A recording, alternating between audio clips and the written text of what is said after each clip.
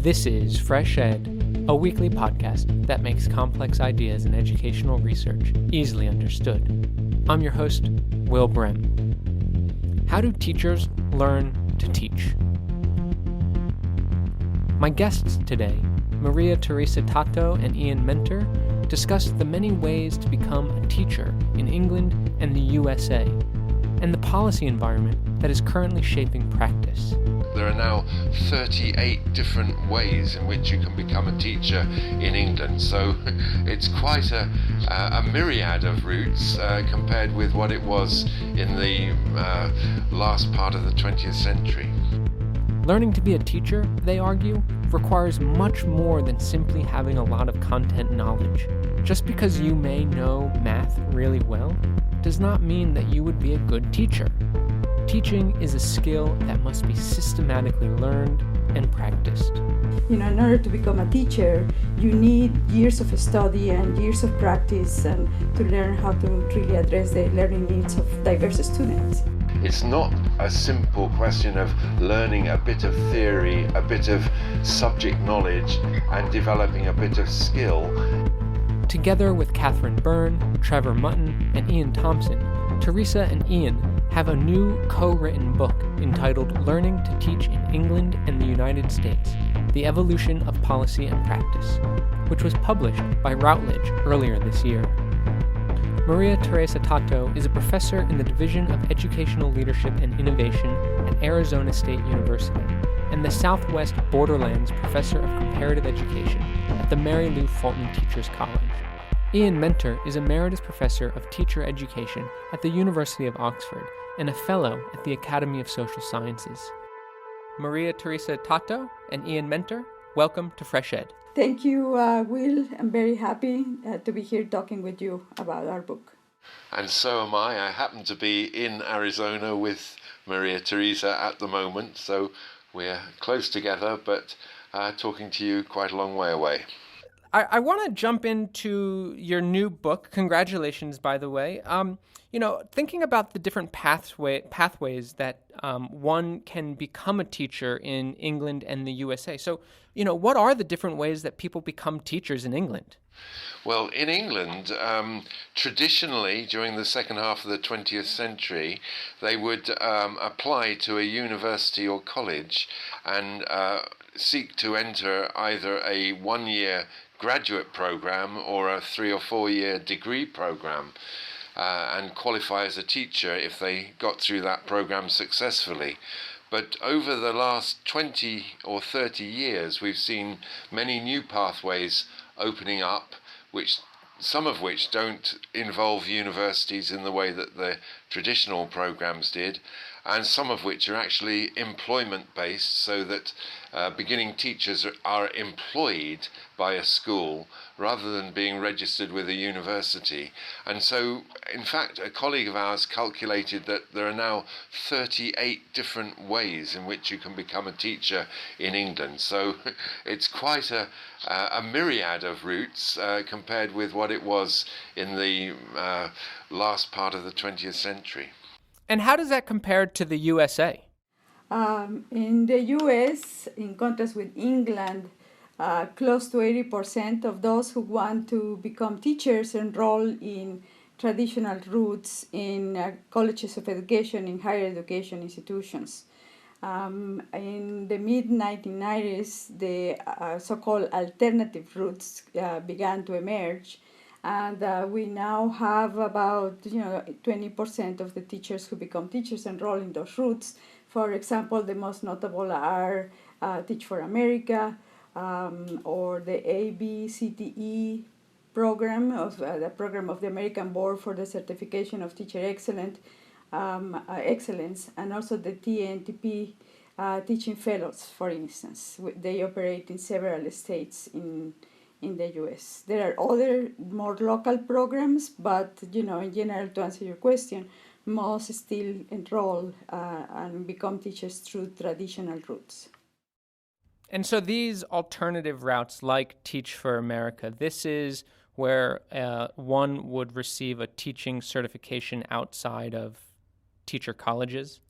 Well, some Teach for America students cooperate with colleges, so that there is a joint collaboration there.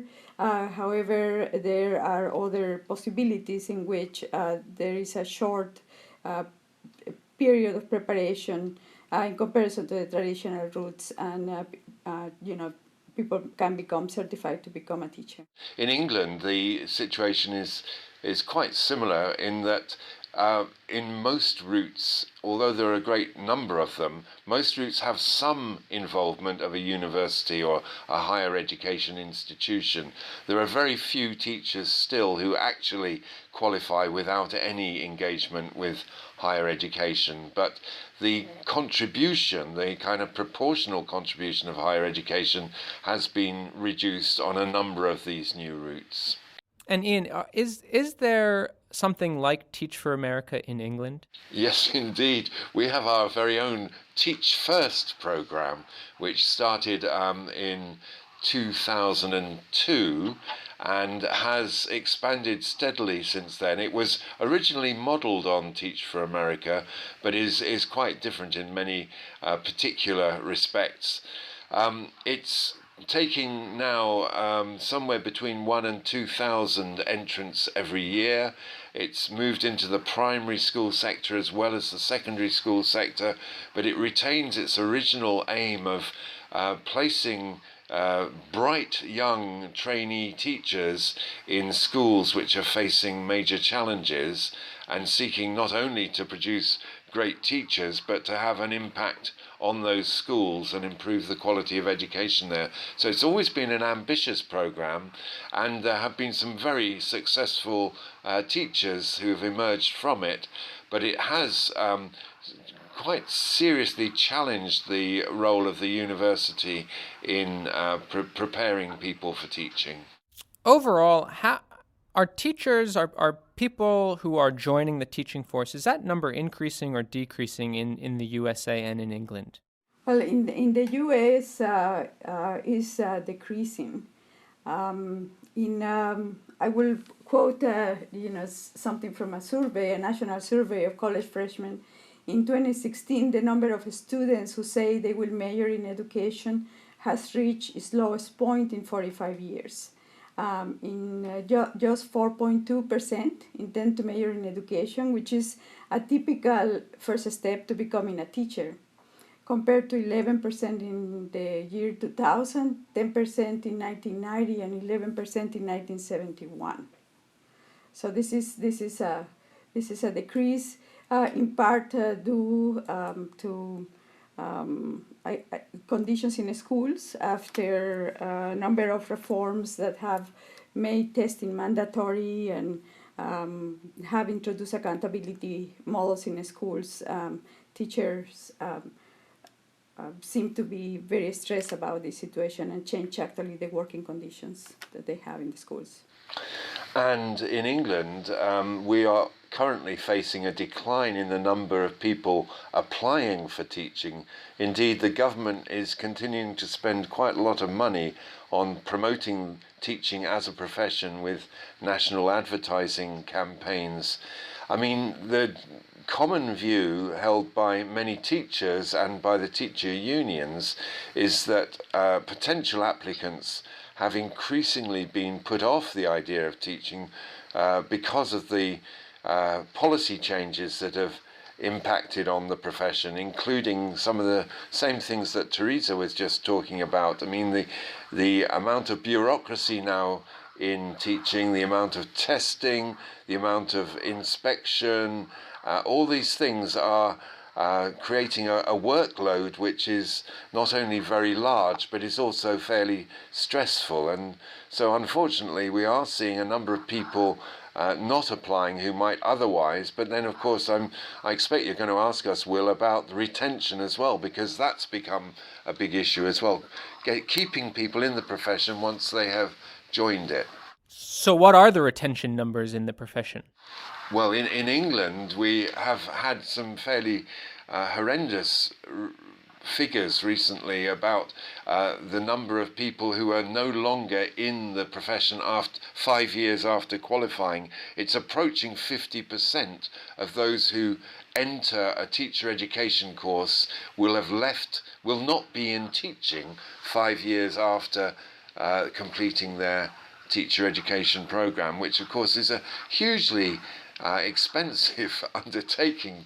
It means a lot of money is really being wasted, but it's a sad reflection of how people are not finding teaching to be the kind of fulfilling occupation that they had hoped for.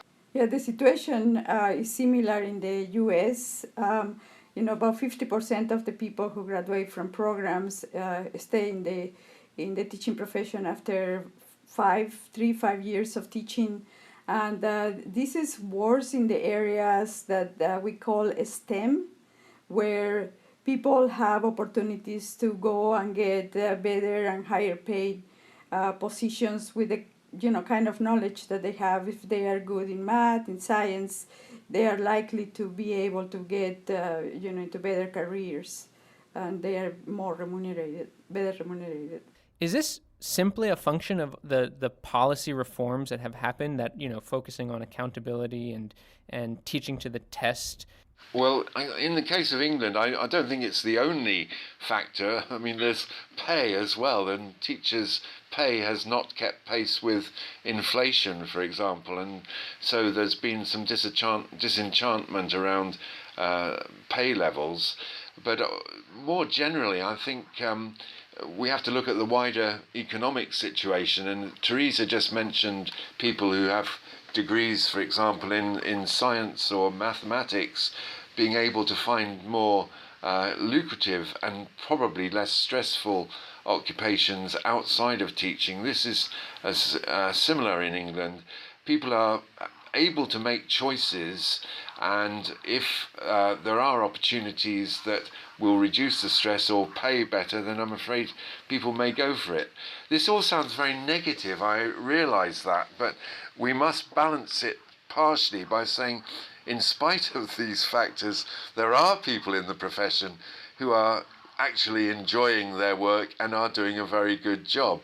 People who've found ways of living with the demands, contemporary demands of the profession, and still find it fulfilling, partly through promoting their subject, I guess, particularly in secondary or high schools, but also through the fulfillment of actually feeling they're making some kind of difference for the young people that they're teaching. So let's not all be doom and gloom. We just have to find ways of making it more possible for more of the people who are entering the profession to get that kind of fulfillment out of their work. In the US, policy had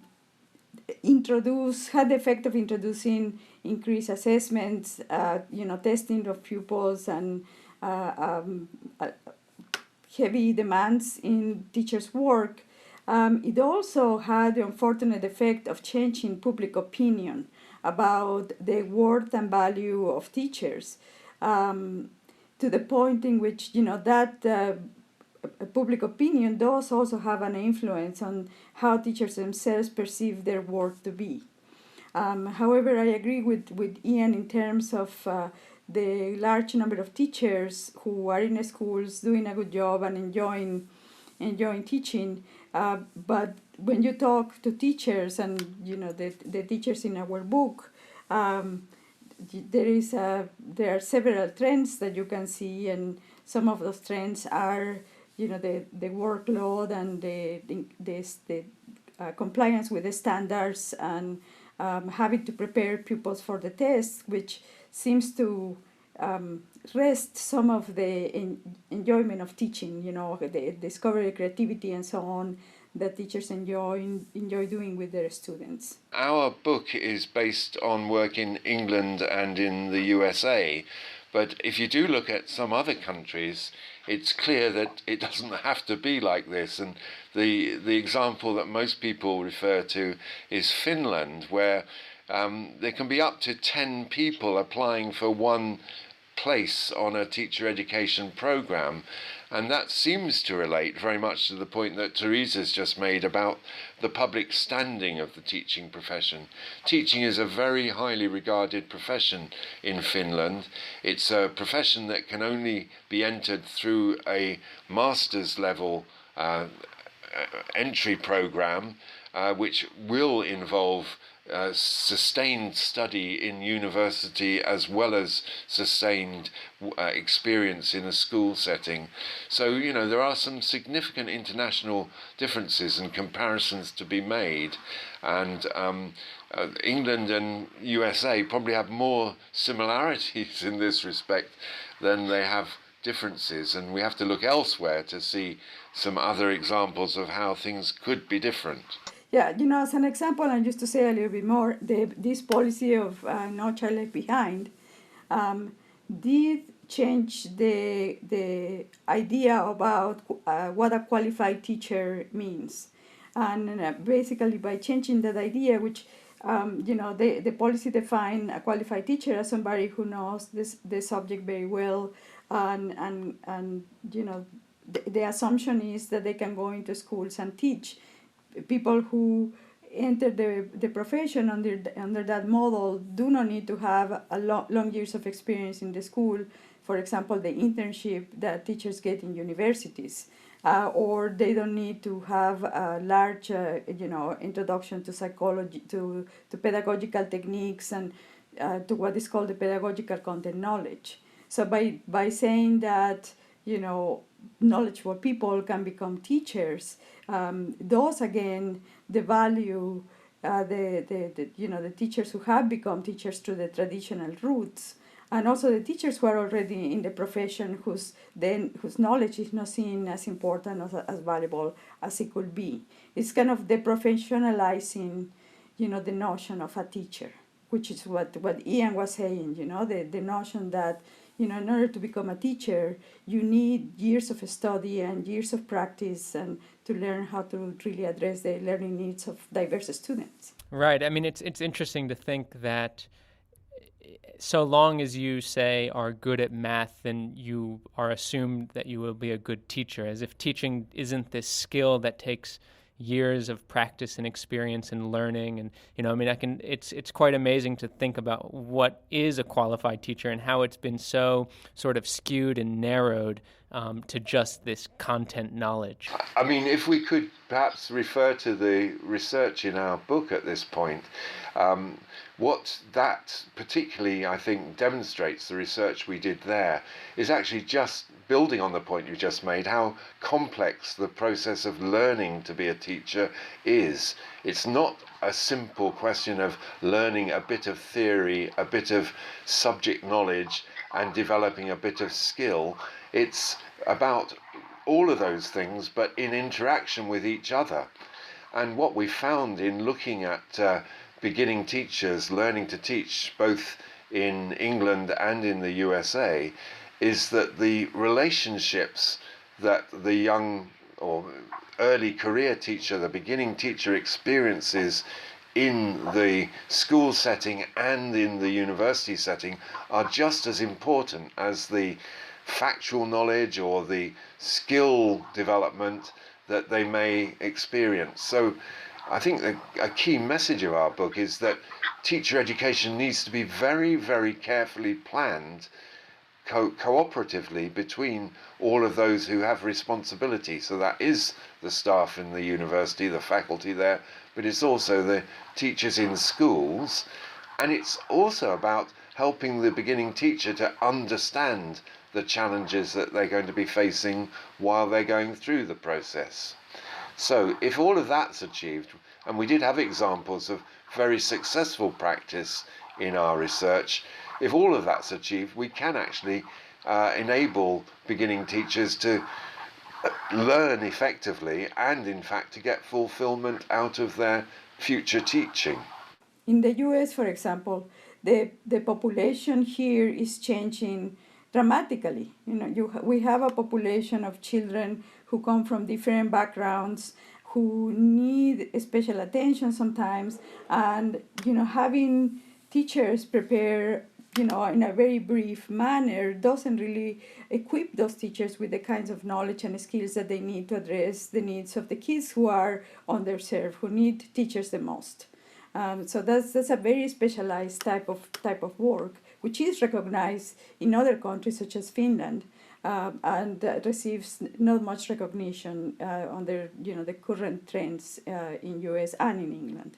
I mean, it seems like the idea of Teach for America or Teach First in England would be counter to a lot of what you're saying about this in-depth knowledge that needs to be gained through years of learning and years of practice teaching.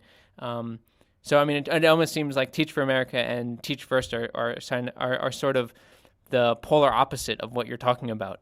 I should say that, observing the Teach First in England and the Teach for America in the US, actually these two approaches are different in the way that they are implemented. So in the case that I observed in England, which is the one that we report in our book, the support for teachers in Teach First is very carefully planned. Mentors are very attentive. They have gone through the program themselves, and they know the population of children that are in these schools and the needs that the kids have. In Teach for America, it seems to be less carefully planned model, especially what happens in schools. They have been trying to change things a little by thinking of teachers as leaders. But as Ian was saying, if you don't plan carefully the experiences that teachers are going to have in schools, and you don't have a mentor and a structured model that will support these beginning teachers, they have a really, really hard time, to the point that they really just stay for 2 years and then they drop out. I did see in England also teachers having a really hard time with Teach First, but the difference that I saw there is the support that that particular school. I cannot talk for Teach First. I think Ian could talk, in general in England, but at least in the school that I observed, the whole school model, the whole support was structured and carefully planned to support these beginning teachers, and still they did have challenges and problems. It was still quite stressful. Yeah, so I agree with Teresa. I wouldn't see Teach First as a polar opposite to good practice in teacher education, because, well, particularly in England, because it is carefully structured and it does have involvement of study of education as well as practice of education. There are two additional points, though, that I would make. One is Teach First has the advantage, if you like, of actually recruiting very, very talented and enthusiastic people. There's a very rigorous selection process for Teach First, and that's something, if we had more people applying for teaching onto other programs in England, we would dearly love to be able to pursue. So you get very strong people coming into the Teach First program, and as I said earlier, there are some very, very successful teachers who've come through Teach First. But, as Teresa just mentioned, I mean, there is no obligation on people coming in through Teach First to do more than 2 years, a training year and then 1 year of teaching. So actually, again, 50% of those Teach First entrants leave after their second year of the program, when they have finished the formal part of the program. So again, it makes it a rather expensive and almost indulgent way of entering the teaching profession. Many of them go off to other careers at that point, having done 2 years of what might be seen as public service in the school, state school teaching sector, go off into careers, for example, in banking or other aspects of finance. So, there are very positive features of Teach First, but it still has many problems. And it's interesting to me, who worked in Scotland as well as England, that until this point at least, Scotland has resisted approaches by Teach First to start up there. They don't see it as a fully legitimate way of entering the teaching profession because of the kind of fast-track nature of the programme. What about in Finland? Is there anything similar to Teach First or Teach for America in Finland? I believe there is not. There are similar programs in something like 30 countries now. Teach for India, Teach for Australia, etc. But as far as I'm aware, Teresa, you're confirming that Finland has not adopted that approach. It does go against the whole idea of what a teacher should be. In Finland, there is something that they call the science of education. And within the university, preparing teachers is recognized, education is recognized as one of the disciplines in the university, which is a status that is different that it has, say, in England. Or even here in the US. So, education is at the par with other disciplines. And so preparing teachers is seen as an equally important endeavor as preparing doctors or preparing engineers. How do these sort of alternative pathways compare to the university internship model that you've explored at, I think it was Michigan State University and Oxford University? The idea of the Oxford internship scheme, which has some similarities with Michigan State, as you'll hear from Teresa in a moment, the idea was first implemented way back in the early 1980s, when for the first time in England we had a very sustained collaborative development of a teacher education program involving not just the university and not just local schools, but also the local education authority, the local council that had at that time had management responsibility for schools. So the program was developed collaboratively, and for the first time, really, we had a fully sustained partnership between those different partners, which involved systematic and prolonged training and debate and discussion between the partners, so that the whole program was developed as a cooperative activity. And it had a principle of learning through inquiry built into it right from the outset. It's very much a kind of research-based and research-informed approach. It became recognised and still is recognised as one of the most successful teacher education programmes in England. It's been rated very highly whenever it has been inspected, and it's recognised throughout the professional community, teachers and teacher educators, as a very effective programme.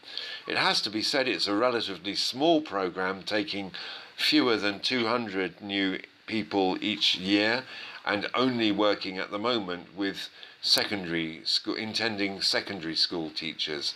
But it has been very successful, and it was one of the two main programs we looked at in this book. We looked at two programs which we believed did have a track record of success, in the sense of trying to explore what happens in a situation where practice is generally recognized to be very successful. Yeah, the program at Michigan State University is also a program that is very much research-based. And in the late 80s, there was a big effort to create a partnership. In fact, there was some influence from the Oxford model into Michigan State University, except that MSU actually went a little bit further to develop what is called professional development schools. The Holm Group reports, the series of 3 reports that imagine or reimagine what it would be, to have a different model to prepare teachers and a different idea of what a teacher should be. It really inspire a movement to create a teacher education program that was based in strong partnerships in the schools, where also similar as to what Ian was saying, to have a collaborative role between the people in the school, the faculty and universities, where everybody will benefit in order to support the learning of future teachers, where faculty and teachers together research their own practice so that they will document how they were attempting to prepare teachers, and what was working, what was not working. There was a whole scholarship that came out of the 1980s, 1990s documenting what it was like to prepare future teachers, where teachers were, like in the mid-90s, conceived as learners, and once that that switch happened, thinking of teachers as learners, there was just this explosion of ideas and trying to understand teacher thinking, and what it was like to take on the role of a teacher, the identity and so on. So that the programs at Michigan State University have maintained for 22 years in a row or more the reputation of being the best program in the nation in preparing elementary and secondary teachers.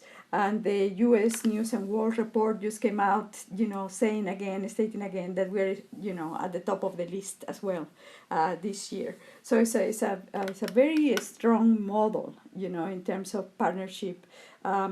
The internship in the Michigan State University model, to answer your question about the difference between Teach First internship and the Michigan State internship model, is very carefully designed in terms of the collaboration that exists between the university. The last year, for example, at Michigan State is a 5-year program. So in the 5th year, the interns spend a full year in a school, except for one day that they go to university. And and that day, there is a day of planning, reflection, and thinking about what they are going to do on the subsequent weeks. So they actually, plan what they are going to teach, how they are going to teach it, how they are going to reflect on their teaching, how they are going to evaluate their pupils to see whether they learn what is intended. And many of them actually videotape themselves doing this, and they are quite critical about their own performance, and they write papers about what they could improve. The mentors in the model, in the Michigan State models, are carefully selected in most of the cases to be, mentors who are aligned with the Michigan State model, or who have been teachers themselves prepared by the Michigan State University model. In cases where the mentorship doesn't work well, sometimes it's because pressures in the school, or because the mentors themselves have not been prepared through the Michigan State University model. Do you think it's possible to scale the Michigan State University model and the Oxford model to more pre-service teacher training, teacher education in England and in the U.S.? Is that a feasible goal?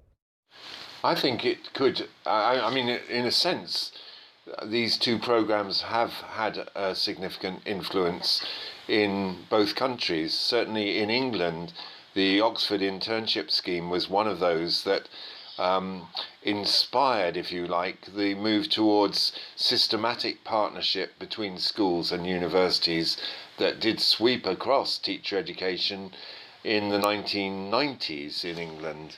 There were very positive moves about recognizing the contribution of schools to teacher education, which had been seriously undervalued in the conventional models that I talked about right early on in this discussion.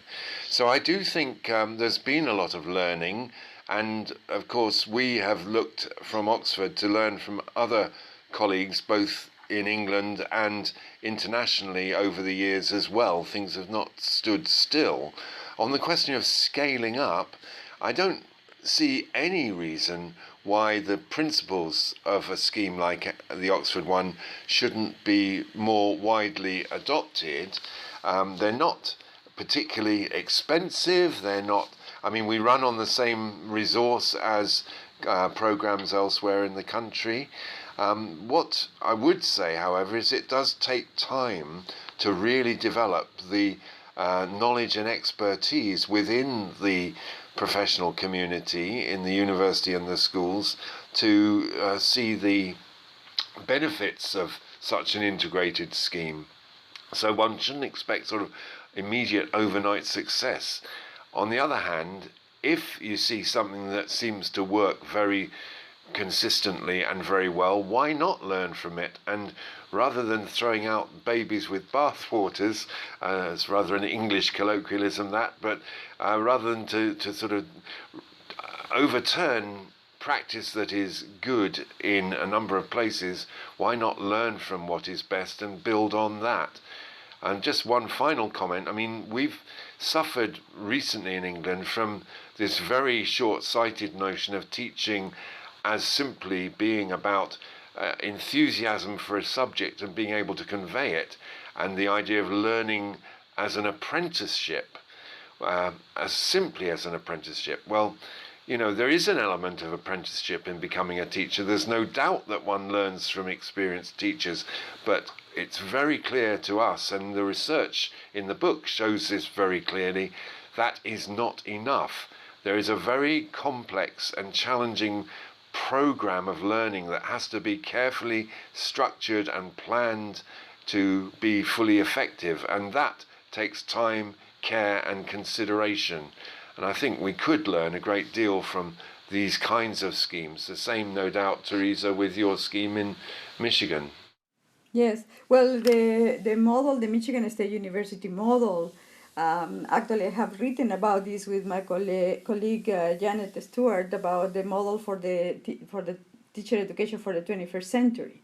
You know, it was something that, you know, expanding teacher education from 4 years to 5 years, to having a more, you know, selective criteria to for entrance into the program, and then to carefully develop a curriculum that will allow teachers to progress, seeing becoming a teacher as a developmental process, which actually aligns very closely now with what we call the in-task standards as we document in the book.